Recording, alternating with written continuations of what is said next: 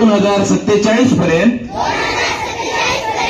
आत्मनिर्भर आणि विकसित राष्ट्र बनवण्याचे स्वप्न साकारू. गुलामगिरीची मानसिकता मुळापासून नष्ट करू. देशाच्या समृद्ध वारशाचा गौरव करू.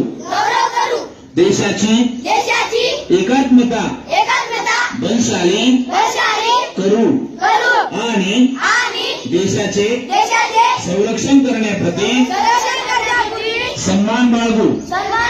देशाचे नागरिक म्हणून सर्व कर्तव्यांचे पालन करू. मेरी माटी मेरा देश. जय हिंद, जय भारत. ओके, विश्राम.